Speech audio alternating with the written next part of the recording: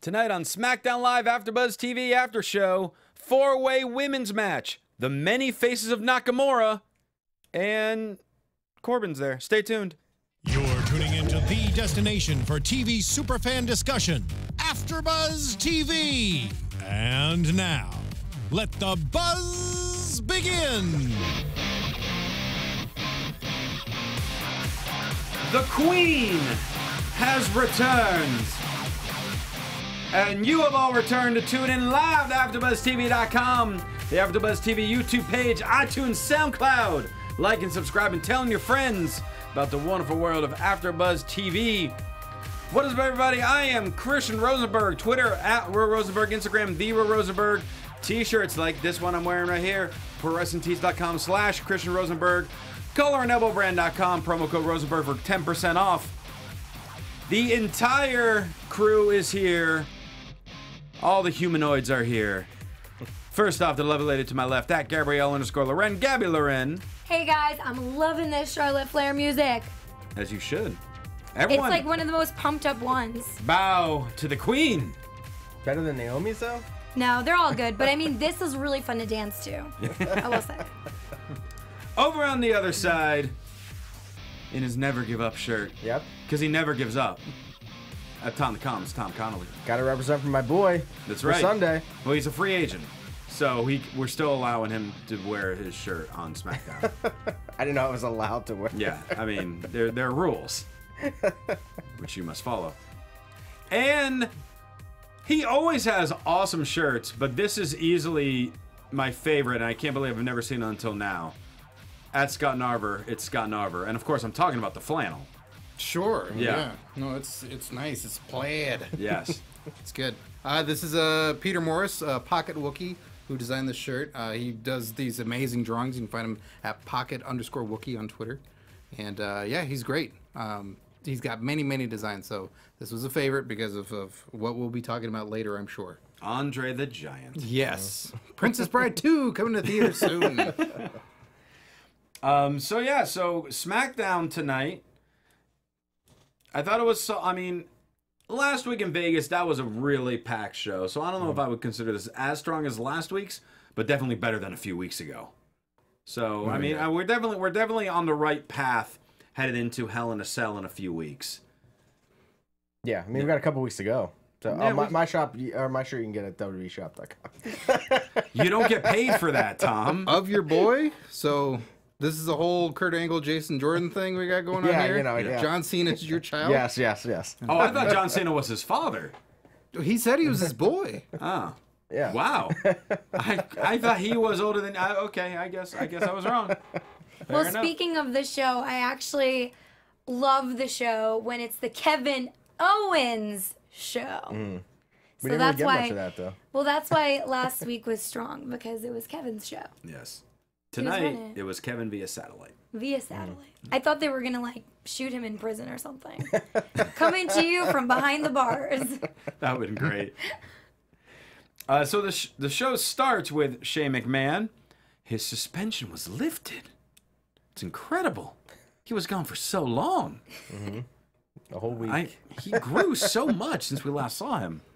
Yeah, his neck got bigger. Shane hops in the ring, talks about how Kevin should imagine if he was at home watching someone he loves get attacked by a coward. If someone disparages a McMahon, as a family, we will strike out with massive vengeance.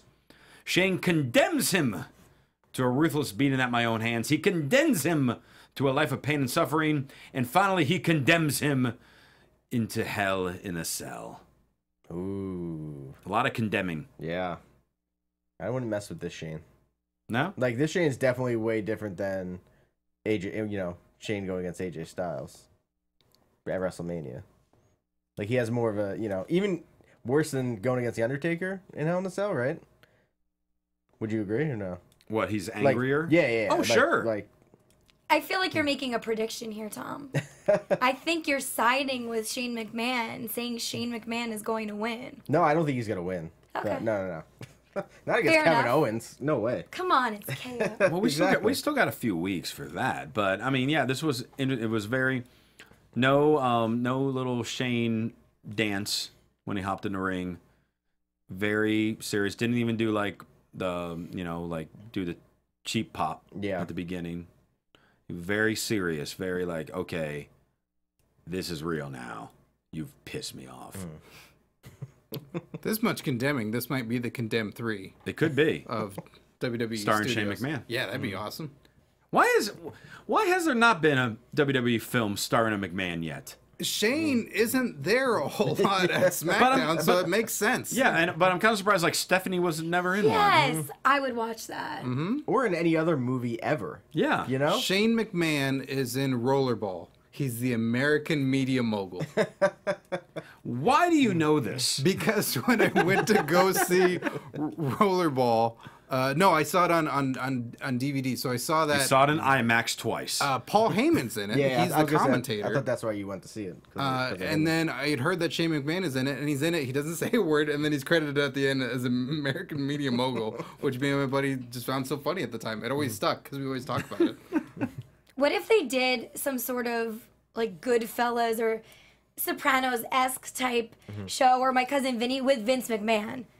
Because when he was Take my speaking in money. the ring, Just shut up and take my money. I mean, last week he reminded me of a gangster. The way he was approaching the situation, and saying that Shane didn't finish the job and stuff like that. It reminded me of that, and I feel as though he'd make a great gangster in a movie. He would. He would That'd be totally awesome. be like The Godfather. Or just... Yes, The Godfather. Come on. I don't get how they haven't made. I know that they're busy a lot, but they have their own like movie studio. There's so many other movies that they can make. I don't understand how they don't make it. Like there was like Jericho was saying before that he pitched them like a cop buddy movie of him and Kevin Owens Sold. to do, and then they that were would like, be "Oh no, we're not going to great. do it." And it's like, why wouldn't you do that? Like that seems like a WWE movie I would want to see. Yeah. Not what was the last movie? I don't even know. 12 rounds. 22, Like, I don't need another 12 rounds. 12 rounds squared. Yeah. It reminds me of Channing Tatum and Jonah Hill in that one cop movie. Like, I could see Kevin Owens being the Jonah Hill character. Yeah. Yeah, exactly. Totally. That'd be great. With, like, a Randy Orton. I'm just kidding. I don't know. First match of the night, Aiden English versus Randy Orton. We start with English in the ring, as we should. He sings a version of Randy Orton's song. As he should. And then Orton just interrupted him very rudely. English takes control at very early going, and I was really shocked. This was a match that they gave like the commercial-free segment for. Because everyone's kind of thinking, it's Randy Orton versus Eddie English. All right, come on. This ain't going 10 plus minutes. But it did. They gave it to them. No comeback, just an RKO out of nowhere off the second rope. Orton gets the win. No surprise there. I'm really shocked that Aiden English's diving from the second rope of hands extended and neck prone move didn't work. Randy Orton got him. It usually works every time. It does. It's like Ric Flair on the top rope. Yeah, I mean, it was, it was what it was. I think they put it at that first match to be like, oh, it's a Randy Orton match. So thinking people, oh, it's Randy Orton. So let's watch and see what happens kind of thing. I got to catch a flight. I'm out. But they also said right before commercial, as Randy was walking to the ring, they're like, who's going to be the one to step in the ring with the Viper? And it kind of left like a surprise. So I'm thinking Orton's going to be announced first, and then we'll see who he happens to face. But then when we come back from commercial and Aiden English is already in the ring, it's like, oh, Aiden, I love you, but we know you're going to lose. So I'm not... He beat Randy Orton a couple weeks ago, though. By countout? Yeah, or something. I don't know. Hey, he has a victory over Randy Orton. Could say that. Well, someone who did not up until this point was Rusev, because after this match, Rusev came out and he talked about how he turned... Orton turned him into a national disgrace, and tonight he's going to rip the fangs out of the Viper's mouth right now. He runs into the ring, and the ref's just like, oh, you want a match? Okay, ring the bell. Since when does a referee be like, oh, yes, I know this was not scheduled, but Shane's still angry over Kevin Owens, and he might have already left. So I'll just ring the bell. This ref was sick the week that Baron Corbin cashed in Money in the Bank. He lost track of who that was. He's like, oh, I guess he's Money in the Bank guy and Orton's champ. Like, he's really out of it. He's checked out and just went, oh, okay, sure. He's cashing in. Yeah. I think that's what happened. So we immediately have a match between Randy Orton and Rusev. English hops on the apron, distracts Orton, he clocks him, he turns into a kick by Rusev, and Rusev pins him in just about as much time as Orton pinned him at SummerSlam. And Rusev acts like he just won the Olympic gold. It was fun. I was glad that Rusev got something out of all this. Yes. Finally. Yeah. And then Rusev is running around like in this massive celebration. Orton, not sure what happened. Gabby, how do you take this? Because I know you're such a gigantic Randy Orton fan. Well, the blonde Gabby was a big Orton fan. I don't know about brunette Gabby. Oh, yes, the dark Brunette Gabrielle sides with Rusev. Just kidding. I do like Rusev too, though, and we've been watching him for a little bit, and it's kind of sad to see him lose to everybody. So it's nice that he made a comeback tonight. I don't think Randy Orton needs to win everything, but it was a good play into what we're seeing because, you know, like you guys mentioned previously, Randy Orton pinned him within 10 seconds. So it was a nice little twist, and now we know there's going to be another match coming up. No, I think Orton's going to be like, no Moss. No, I'm done. I can't handle it. I can't suffer another 10-second loss. No, Yeah. Orton can't be losing though. Because Renee is backstage with Rusev, and he's just overjoyed that he beat Orton, and now he can return home as a conquering hero. Wouldn't that be weird if this was like the last time we ever saw Rusev? And he's like, no, he went home as a conquering hero. Like he's done. He like gave he's it done. up. That's it. That was his retirement. Yeah. Rusev #1. All right. By the way, with this, it's a very quick one tonight, but Steve, if you can hit my music, please, because we're real quick Christian's Closet here. You look so good to me. It's just mainly about Renee Young's jacket.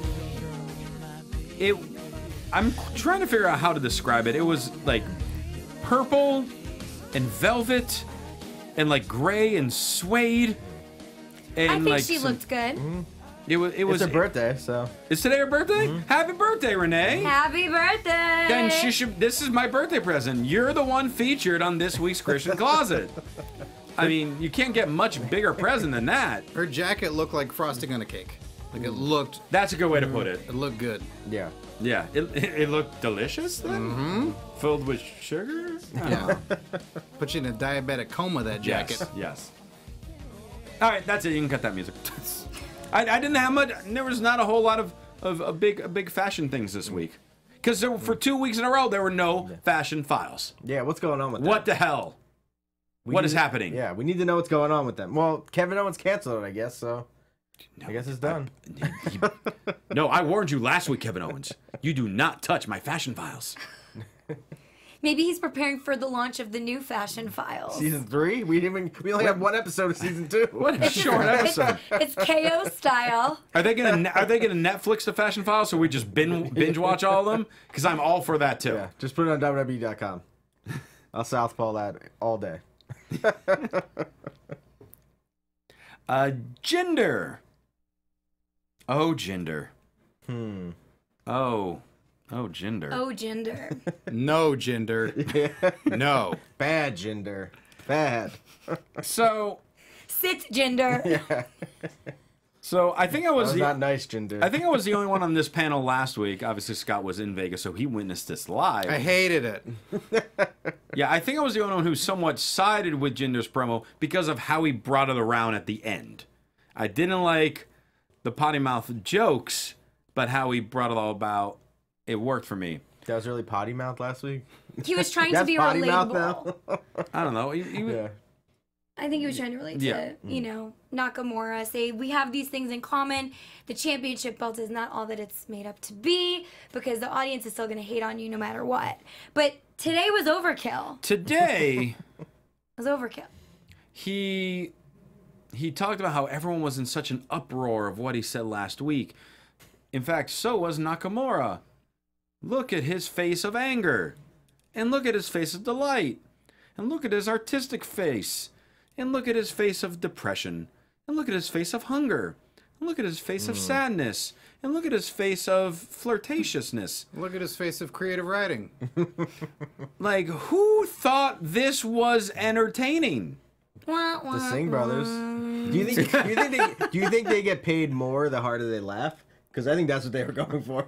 Who gets a bigger paycheck this week? There must have been like a contest, like, which one of you looks like you're having a better time? You're gonna get paid more. Man, this just blew. This was. There's a place for this. There's absolutely a place for this. If you want to have this segment and have this style of feud with it's corny and it's cheesy, not for the WWE champion, the international superstar, bringing in an audience from India, facing the international superstar who's bringing in the audience from Japan. Like, it's not this at all. This should be something else. And even if you want to do insults, there are way better insults to do. Like, you always rook the same? That's so tame and lame. Like, go further. Go hard. Oh, he will, because he got his haircut by a dog groomer. That was terrible. Especially when you have something that's on Raw where it's Cena Reigns that is so, like, you know, blurring the lines and getting personal, and you're like, and then this is what you're putting up on this show? How you can't get any more personal than him saying that he looks like they call him Mr. Miyagi. Because clearly the fans were very angry with this because a "that's too far" chant broke out. No, they didn't go far enough. They didn't do anything. This is so tame. This is nothing. This is so disappointing. This is Jinder's legacy. Like, this might be a one and done for this guy. He might be WWE champion for like 4 or 5 months, and he looks back and goes, "Oh yeah, I cut those promos." Like, that's it. What do you do when? I mean, I don't know if I can say this out loud, but what do you do when you get like a script that is this bad? I think you stand up and you say something. You contribute. You say, like, okay, this is a great jumping off point, but I think I can do more. I can go further. Like, we're talking Karate Kid. Let's at least bring up Hello Kitty or something more relevant. We're making fun of something that people might know what it is or have just a new effect on it. Just anything that's... I think Jinder's got to stand up and say he can do better. And I don't think he should be settling for this. And we're all confident he can do better than this. Yeah. But here's my thing with it. As corny as all that was, the big thing when he was feuding with Orton, we were all super annoyed because when they would do Orton interviews or promos for him to respond, Orton sounded like he could have cared less, and it didn't give the feud any wheels to, like, you know, keep moving forward. We come back from commercial, and Renee Young is backstage with Nakamura, the guy that he's just spent the last 2 weeks bashing, who never came out to the ring to confront him. And Renee wants to know, what are your thoughts on this? He's very funny, but he's not so funny when I win the title. Ooh. And walks away. Woo. This is for the title. I'm so pumped for this now, guys. I'm excited now. We've been talking how this has got to be a match in Hell in a Cell because it's WWE title. It's got a main event. I'm convinced this is going to be a 10-minute opening contest now of the pay-per-view. I think it'll be semi-main, but it's going to be lame. Because they're not making it sound. If you think calling him Mr. Miyagi is a way to make this a personal feud to really anger Nakamura, that's not going to work. At least hire some local guy, you know, like if he calls him out and then it's some other person dressed like him, acting like him, and then he just decks him with one move. Do that. Yeah. Because that's doing something. Or at least they could have done last week because Nakamura wasn't there. You know what I mean? Like, he could have been, like, his music hits, everyone gets all excited, and then it's a fake Nakamura guy. Like, then people be pissed at least, you know, and be like, oh, man, we really wanted Nakamura. And so why was Nakamura not even coming out tonight? I don't get it. I just don't think this plays into Nakamura's character at all because he's kind of his own individual. He doesn't care about what anyone thinks or says about him, which is cool. He's kind of that, like, carefree attitude. Like, I'm going to do me and I believe in myself. And so what Jinder's doing doesn't make sense in the story, I feel. Because, you know, you see Nakamura backstage and he's just like, whatever, you know, see you then. It's not funny. Yeah, I mean, and It's ridiculous. to what you were saying of Jinder sticking up, like, I don't understand how he can't go back and go, guys, we just did this thing last week. Or anybody else that works there goes, we're doing this again? The stupid picture on the screen? Like, of him making a weird face again? And it was the same photo. Yeah. Like, For every joke. yeah. Like, And we're not amping it up. We're not doing something bigger. they're not going to hit each other. They're not going to confront each other at all. Like, what? I understand we got a couple weeks to go before this pay-per-view, but this feud is worse than the Randy Orton feud. It is. Like, and it's like Nakamura's way better than Orton. He and is. I don't understand what the hell they're doing to this. Like, it's like let's just take Jinder, who we're trying to push and get him to this other level, and Nakamura, who's way above that level already, and make him just so like if you didn't watch NXT and you didn't know Nakamura, you go, this guy is so lame. Why do people like him?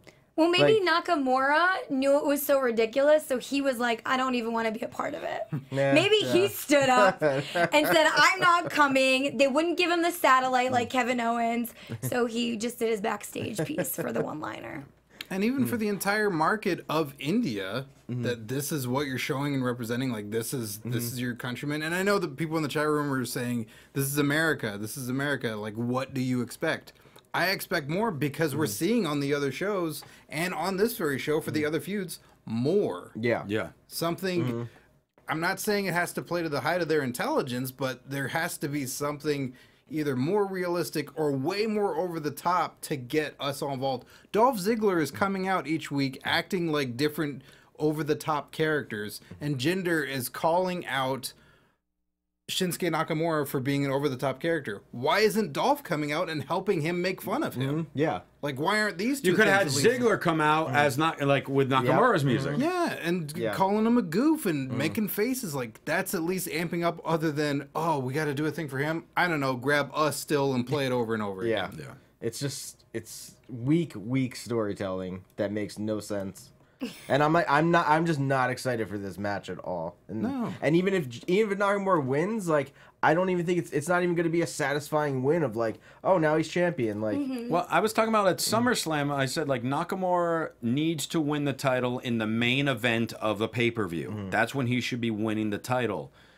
So right now, it doesn't seem like this is going to be the main event of the pay-per-view. So I don't see him winning. I don't either. I don't see him winning at all. I think they're keeping the belt on Jinder for a while now. It's just such a shame because he was so good in the previous storyline. I really like Jinder's character, but now it's so dull and basic. Yeah, and I just think even if what do you do with Nakamura now? After, say he loses, then he's just another regular guy on the roster like everybody else. He's not special anymore. He lost 2 title matches, so... Yeah. Free agent. Exactly, yeah. Send him the Raw. Yeah, we'll see. AJ Styles versus Baron Corbin, United States Championship match. Corbin is getting his opportunity. He's been wanting this for weeks. Here it is. And he just attacks AJ before the bell even rings. So match isn't even starting yet.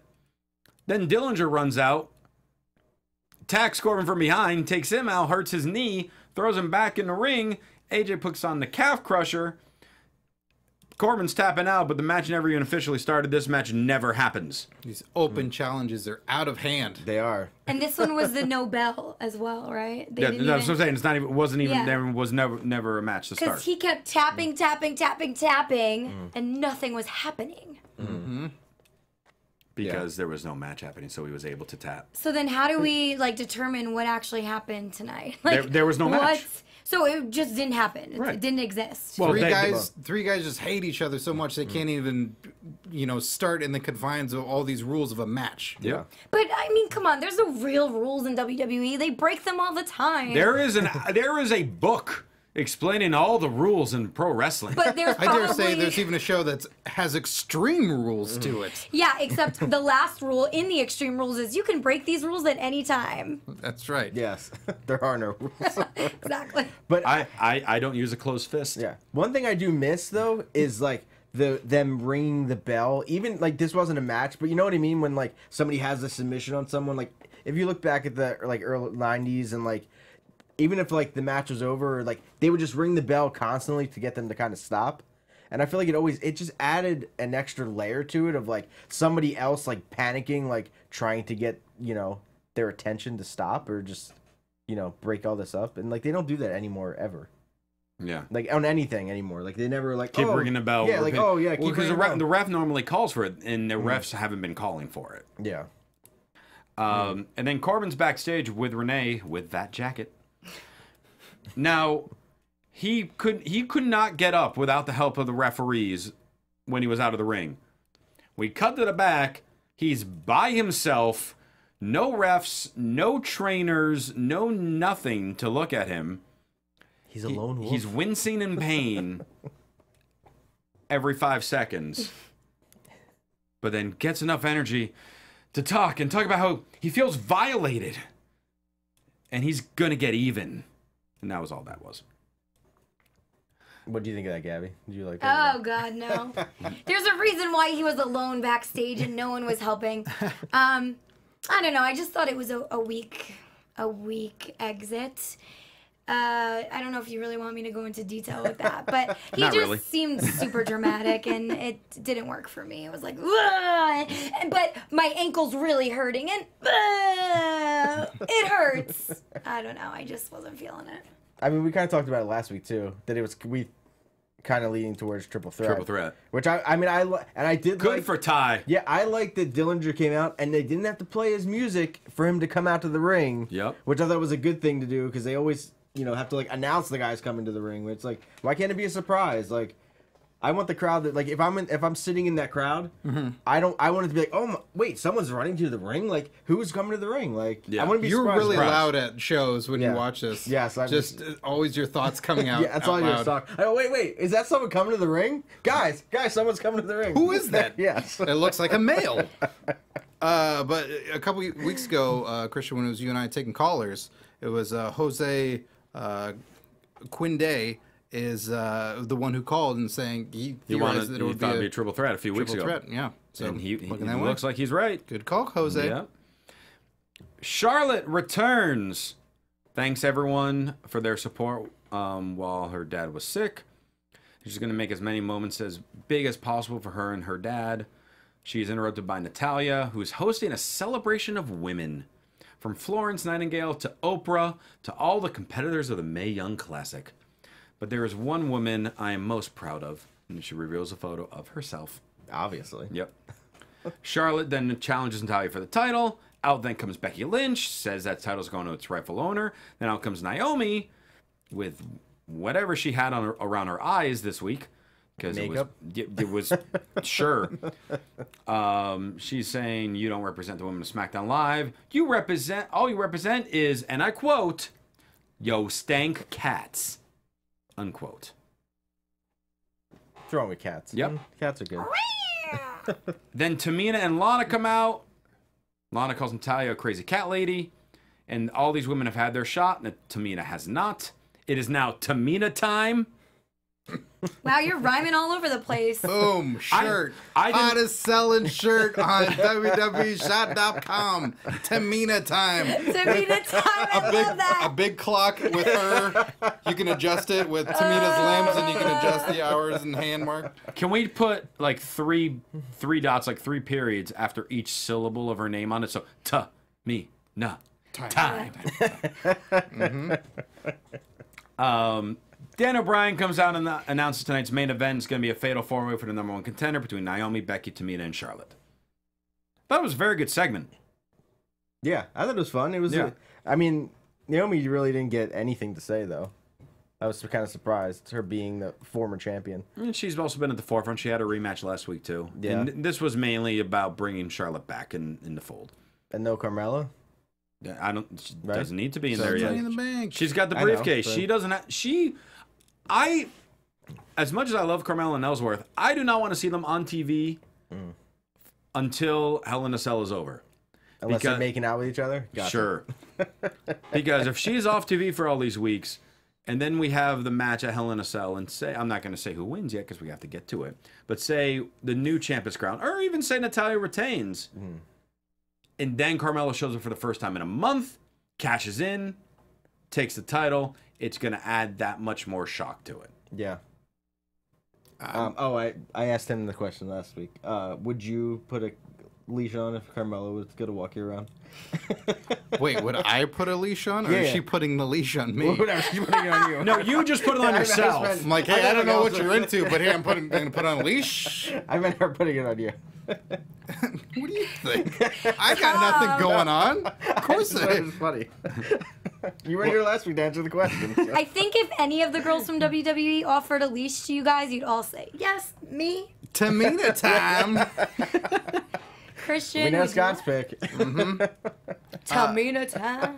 I gotta say, in this segment, Natalya, I thought showed the best version of her character I've ever seen when she gets called a crazy cat lady and she starts throwing a fit and insisting she's not a crazy cat lady. I love that. I hope more of that happens and she starts to blow that up even more because she needs that to definitely to stay in the title picture, to have that bigger than life character. You just gave me a great idea. How cool would it be if Natalya came out in her entrance with like a crazy cat, like a big cat, Like fluffy Ellsworth, cat. Ellsworth with a PETA collar. won't let that happen anymore. I think Why? there's a Persian cat that she has at home. They stopped all the animal Yeah, stuff. that'd be cool.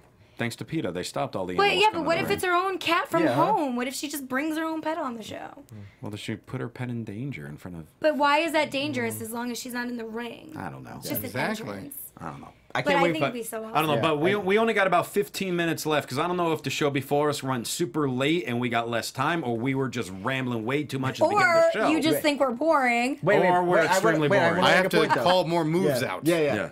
Wait, I Because want I'm to doing make a point, so many though. of that. But also with the crazy cat lady, like you can get a crazy cat lady chant going, and also her being like, "I'm not a crazy cat lady," is a throwback to Owen Hart being like, "I'm not a nugget." Like it brings it all Exactly. together. So Yes. I just wanted to say that. There's a lot to mine there. Get it? Hype Bros versus the New Day. Usos are on commentary. Kofi did his best Marshawn Lynch impression when he flew off the over the top rope, which is just insane. The guy does not age. Midnight Hour for the win. New Day victorious. Do a stare down with the Usos after.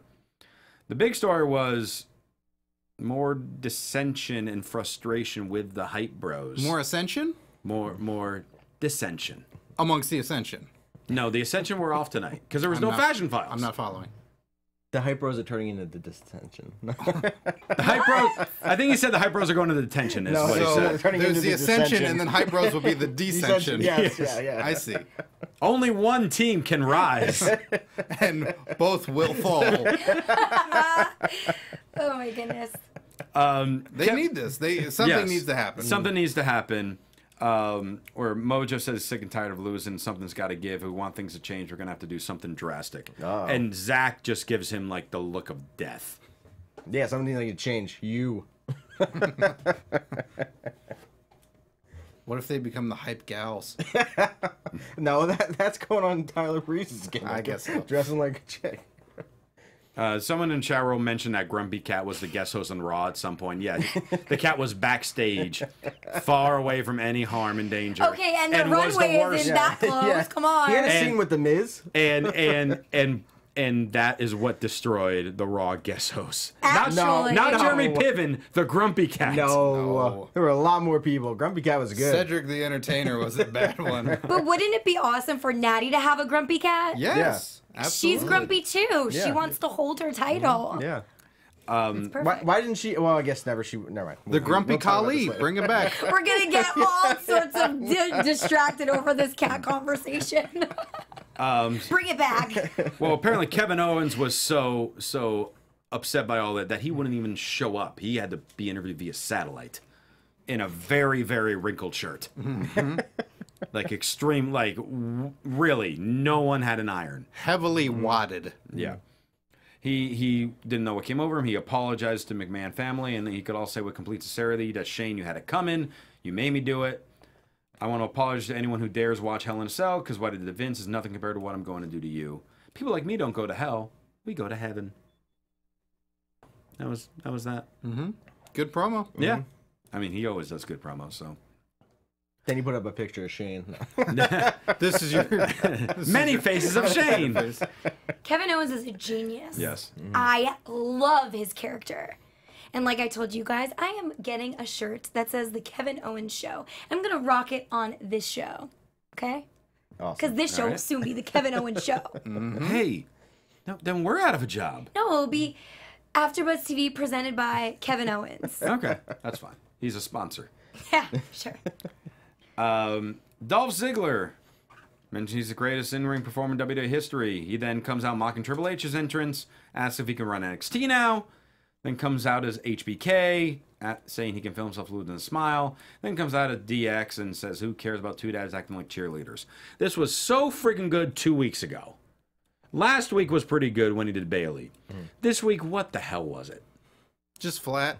It's very flat. Yeah, it's a shame because there is something to this, but yeah, it's just not quite. This week just didn't have the next level of it. You got to amp it up each week. Yeah, and it's like, I wish he kind of would, like, it's like he keeps trying to put, dig at people, and like, it was like, oh, can I run NXT now? Like, he had some pretty decent, like, Yeah, things he had that good lines in it. at least about Triple H, but the thing that is bad though is that the crowd is obviously chanting CM Punk. Like, Yes. like they're like, we want him to come out as CM Punk, and it's never gonna happen. But I think that would be the, like, when he was like, oh, I'm coming out as the Ultimate One. I thought he was gonna do it this week after Triple H. But Well, and they do it. They do this a lot in wrestling, and I mean, like Scott, you and I, we know this from our backgrounds in improv. There's the rule of 3, and typically when the third time happens, something big causes a change or in like a callback or whatever it may be. So it's like, okay, third week is doing stuff. This is the week someone's going to interrupt him and actually come out. Right. This is, do something crazy from the mid 90s and have, be Repo Man and then have Repo Man come out and get mad at him. Like, do something weird. Like, call somebody up and say, hey, come out. Tatanka, something. I mean, or even like he mocks Bobby Roode's entrance and all of a sudden the lights go out again Rawley. and Mojo Rawley comes out. Clearly. Well, the best thing would be if he was kind of making fun of an entrance of someone legendary, and then they interrupt, come out, and then beat him down. Right. Something. He's just done after that. Yeah. Main event, Fatal 4-Way, Charlotte, Becky, Tamina, and Naomi.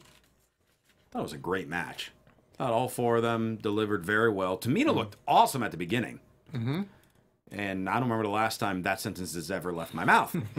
They also chanted, "This is awesome." Yeah. Yeah, it was a solid main event. yeah, it was fun. And the moonsault by Charlotte on both Tamina and Naomi, where it was interesting because she was pinning both at the same time. Naomi kicked out, Tamina did not, but the ref only seemed to be counting Naomi's shoulders.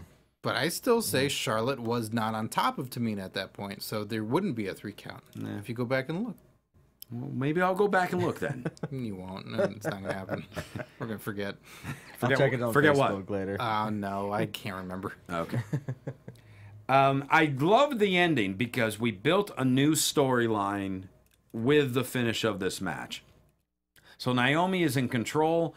Lana pulls Naomi out. Naomi decks Lana. Naomi hops on the apron. Tamina kicks her friggin' head off.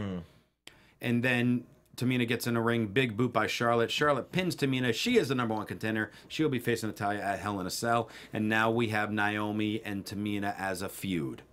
And Lana can speak for it. Hopefully they bring up some Team Bad stuff during it. And now we got another story happening in the women's division that does not have to be around the title. Yep. And if they want to, they can do Becky and Carmella. Absolutely. Because they still have that Ellsworth stuff with Becky, so they all have a storyline. They all have a story. And so yeah, I thought it was really cool that they ended the show with this. And now we know all our title matches now for Hell in a Cell. We got a few weeks to build it up. It's going to be at least one more that will get Hell in a Cell treatment, I would hope. Probably. Tag team. I would love that. Or this match. Well, I don't know if this Charlotte. match has enough of a build to do that. Well, they still got a while. They got a few weeks. Charlotte and Natalya could be in Hell in a Cell. They could. But we have to end this show this week with, of course, the major news that happened Sunday, which was the passing of Bobby the Brain Heenan, passed away at the age of 73. The greatest manager and the greatest color commentator to ever exist in professional wrestling, period. I don't like people saying one of the best. He was the best. And he was just so damn entertaining. And his goal was always like, how can I make everyone around me better? And how can I make the crowd eat up every single thing that I'm involved in? And he succeeded every time. For me, as a commentator and a manager, this is the guy I study.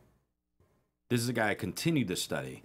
We joked a few weeks ago, Scott, how I'm on just like a big WCW binge in the mid '90s, right? Which I still I'm on the '96 Great American Bash right now. Right. Is where the Outsiders are going to powerbomb Bischoff through the stage or whatever. Spoiler alerts, man. Yeah, Come on. Sorry, but I watch these not just wondering what the hell WCW is doing, but also just to listen to him.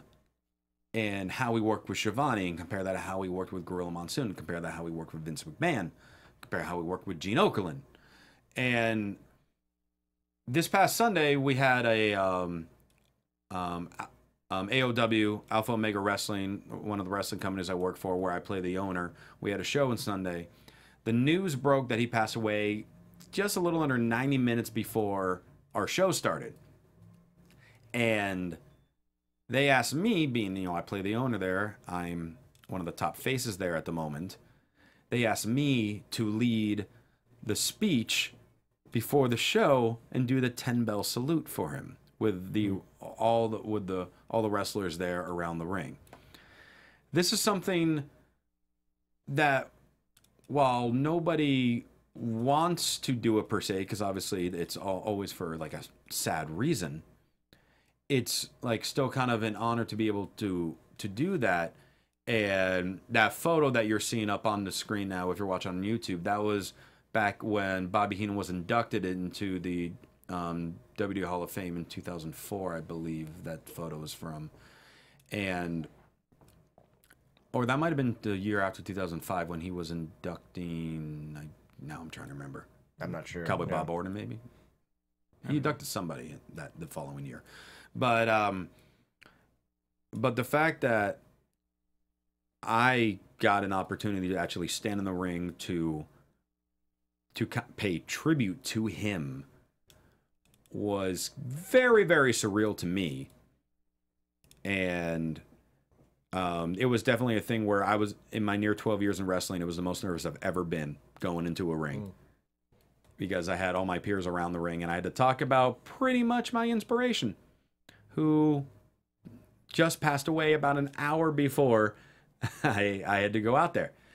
And it was definitely a thing where as soon as it ended and the crowd cheered, I went to the back and I started crying. Because it's not fun when, one of your heroes passes away. But I'm completely hogging up all the time about this, and I should not be. So I want to hear if you guys have any like favorite Heenan moments or memories or quotes. Well, thanks for sharing that with us, first of all. That's really awesome you got to do that. Since I came late to the game, I saw a few wrestling shows when I was younger with my dad and brother. I don't know if I have those moments, but I did find out that Bobby Heenan was a commentator on the first WoW show. Yes. So that was cool.